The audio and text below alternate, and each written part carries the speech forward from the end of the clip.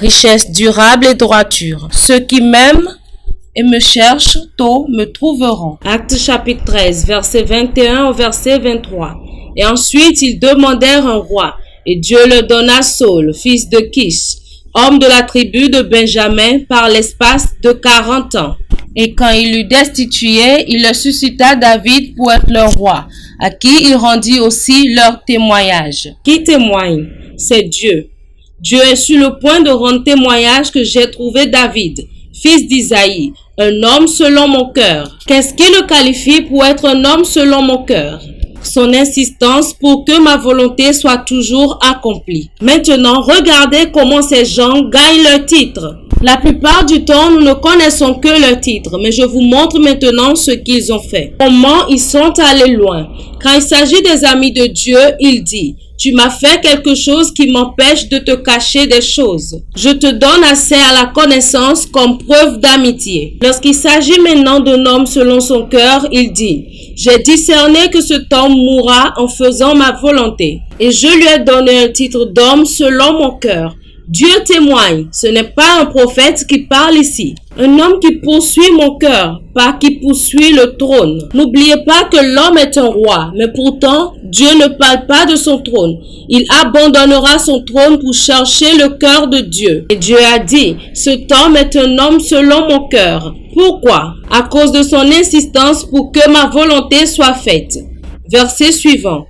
De la semence de cet homme, Dieu, selon sa promesse, a élevé à Israël un sauveur, Jésus. C'est sa récompense pour être un homme selon le cœur de Dieu. Dieu a insisté pour que votre semence participe à la lignée. David n'était pas le seul homme selon l'ordre de Dieu et tout cela, mais il est appelé la postérité de David. Toi, fils de David, pas toi, fils de Rahab, pas toi, fils de Boaz, pas toi, fils de Naomi. Ils ont tous joué leur rôle, mais parmi ces personnes, Dieu a choisi un seul homme pour personnifier sa passion envers l'homme. Un homme selon mon cœur, un ami de Dieu, c'est une révélation très puissante. C'est là que je crois que de nombreux croyants ne sont pas correctement encadrés. Il est important de le rappeler et de souligner à nouveau. Dans les relations avec Dieu, l'homme aura toujours un rôle à jouer dans l'actualisation de la prophétie. Veuillez écouter attentivement que le système de Dieu fonctionne à deux volets. Numéro 1, ce sont les dimensions qui sont finies du point de vue de Dieu. Et puis le numéro 2, c'est l'expérience de l'alignement et de l'obéissance, ce qui rendra manifeste ce qui a été accompli dans nos vies. Philippiens chapitre 2, verset 12. Paul avertit l'église des Philippines. C'est pourquoi, mes bien-aimés, comme vous avez toujours obéi, non pas seulement en ma présence, mais maintenant beaucoup plus en mon absence. Travaillez la vôtre, pas votre voisin, pas votre enfant, pas votre femme, pas votre mari. Travaillez à votre propre salut et donnez-lui un niveau de diligence avec peur et tremblement. Travaillez à votre propre prospérité. Travaillez à votre propre intimité avec le Saint-Esprit. Assurez-vous que vous insistez tellement sur Dieu qu'il se force à trouver un nom pour vous. Il a appelé Abraham un ami de Dieu. Il nomme Jacob d'après une génération d'intimité. Et il dit: écoutez, vous avez la responsabilité d'appuyer jusqu'à ce que vous ne lui laissiez plus de repos. La Bible dit jusqu'à ce qu'il établisse Jérusalem. Il y a un moyen d'épuiser Dieu, si je peux utiliser ce mot. Par votre passion et votre intimité, il marquera sa relation avec vous et lui donnera un nom qui définit son attention unique envers vous. Travaillez à votre propre salut. Vous lirez sur la prospérité et n'y entrerez jamais. Vous lirez sur la santé divine et n'y entrerez jamais. Parce que c'est un grave problème avec l'Afrique. La prise de conscience de choses comme l'œuvre achevée de Christ, qui est vraie et lorsqu'elle n'est pas correctement équilibrée, a fourni une plateforme pour beaucoup d'irresponsabilité chez les croyants. Et la capacité de maintenir le courage d'appuyer comme un acte de foi n'est pas là. Donc, nous avons des gens qui s'assiedent et veulent que tout le monde prie pour eux, que tout le monde soit riche pour eux, que tout le monde soit prospère pour eux. Et cet effort participatif n'est pas là.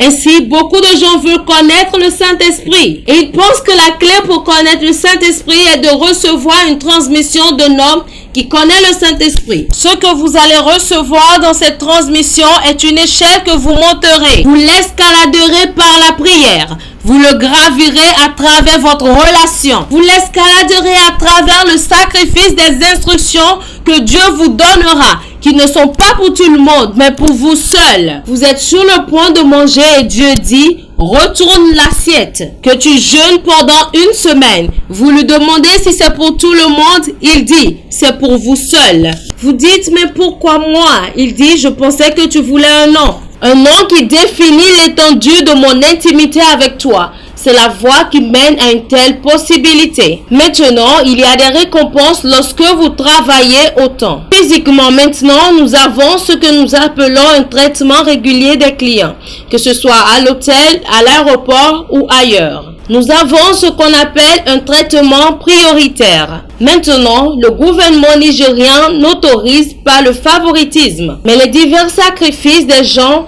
ont obligé à avoir un salon d'affaires, un lieu général où les gens s'asseyent. Toutes ces choses ne sont pas du favoritisme. Elles sont une façon de récompenser la contribution de ces personnes à l'édification de la nation. Donc, dans la mesure où il y a un terrain, il y a quelque chose que vous et Dieu pouvez faire qui rend injuste pour Dieu de généraliser ses relations avec vous. Qu'à partir de ce moment-là, c'est une alliance que vous créez qui rend impossible pour Dieu de traiter avec vous comme il traite avec tout le monde. C'est vrai. C'est un mystère très puissant que je vous montre. Travaillez à votre propre salut. Tu te souviendras du Seigneur ton Dieu. C'est lui qui te donne le pouvoir d'acquérir des richesses. Beaucoup de croyants commencent à sauter. Au nom de Jésus, je ne serai jamais pauvre. Vous devenez pauvre. Vous le voyez. Votre pauvreté est un bulletin. Dieu vous dit qu'il vous manque quelque chose.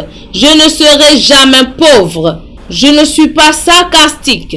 Et vous découvrez que beaucoup de gens commencent à se demander, que dois-je savoir? Ok, donner la dîme, donner les offrandes, je devrais faire des affaires, je devrais faire ceci. Et puis, vous faites juste une ou deux choses et vous découvrez que rien ne change. Et vous verrez des gens brûler la chandelle. Au temps de ma jeunesse, quand le secret du Seigneur était sur mon tabernacle, quand sa lumière brillait sur ma tête.